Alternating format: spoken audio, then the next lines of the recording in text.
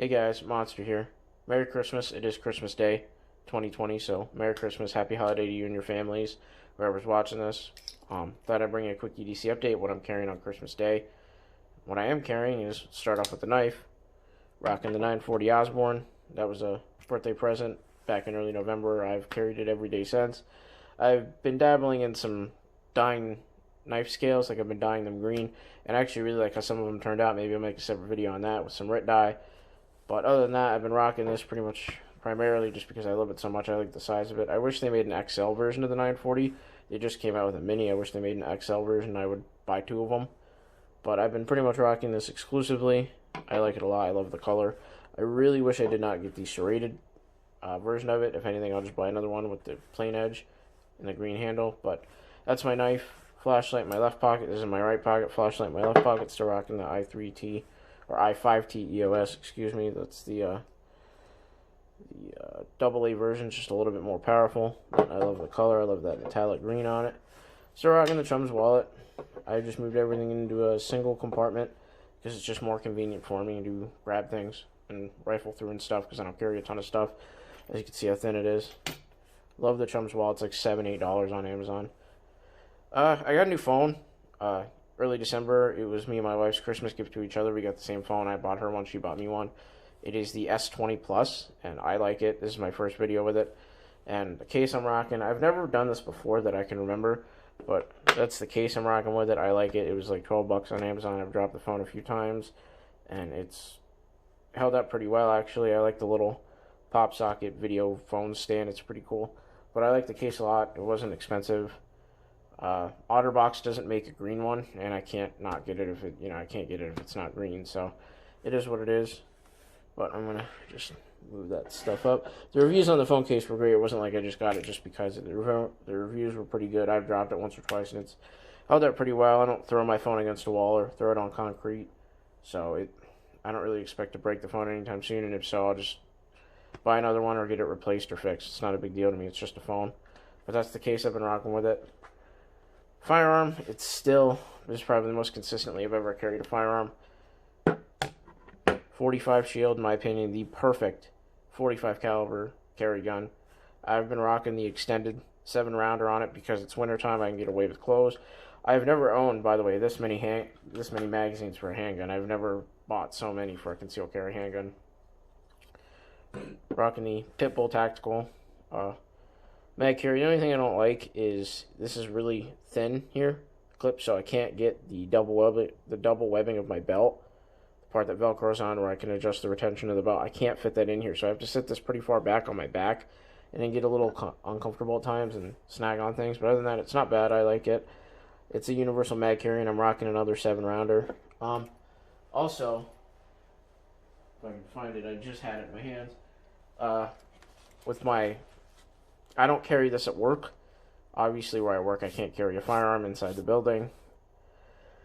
So, usually in my backpack, I'll carry the 40 Shield because I don't necessarily care about the 40 Shield as much as the 45. I would like to get another 45 Shield, and that way I have two, because that way I have one that I can use and abuse, and if it gets rusty or abused out in the car or whatever, I'm not going to care about it as much because I have another one. But that's why I carry the 40 Shield in my car, because I don't care about it as much as the 45. I'd obviously be upset if it got lost, stolen, rusted, broken from being in the car, from taking the abuse of the elements being in the vehicle, but I don't care about it as much as my 45, so I keep that out there for now, and 40 is nothing to joke about. I wouldn't want to get shot with a Nerf gun in the face, let alone a 40 Smith & Wesson.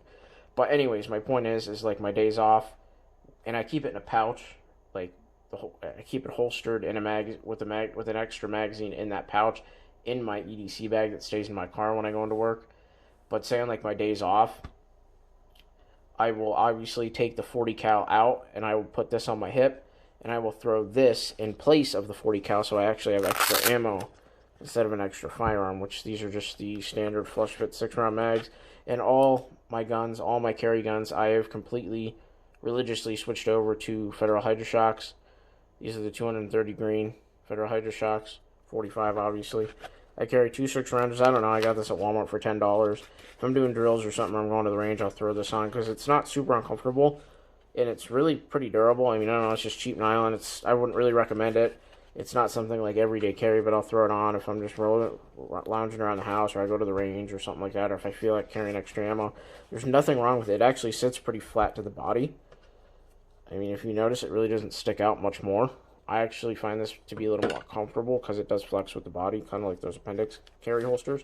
But I'll usually throw this in my bag. That way I have 4 magazines on. That's a little overkill, but not as overkill as carrying this on my hip and then a 40 cal in my bag. I'd rather just swap the 40 cal out for this if I'm carrying this on my hip. And the reason I carry the 40 cal in the bag is because a lot of times will go like to Walmart or somewhere after work because it's less than 5 minutes away from where I work.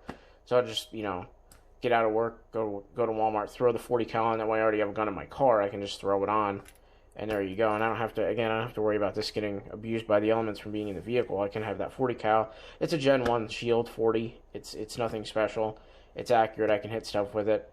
It's very snappy, but again, I've never minded recoil. I carry a subcompact 45, so obviously I don't mind recoil. I love the texturing, so it helps a lot.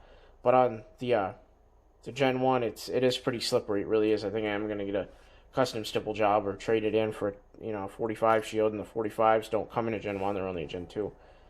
But that's my philosophy. I'm carrying the 40 cal in the bag, and I carry extra ammo. On my days off, I swap it out because this is going to be on my hip. But other than that, guys, keys too. Jeep key, green carabiner.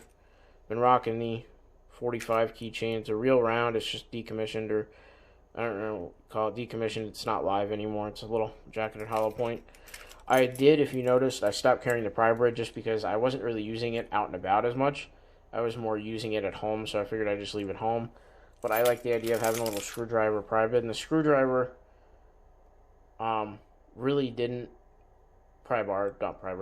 the screwdriver on the pry brid wasn't very useful, so I ended up getting this off Amazon. It's a Night Eyes. I think it's a doohickey. It was like $3.99. I was like, wow, for that. It's got a little sharpened package opener on it. You can kind of see I've used it a little bit. It's got a little roller. I like that I can just clip it on and off. I don't have any issues taking this into work. I'm a correctional officer, so I can't carry any of this stuff except my phone and my keys into work, and that gets locked up. But I haven't had an issue with taking this into work. It's TSA friendly and whatnot. And usually with us, if it's TSA friendly, we can bring it in.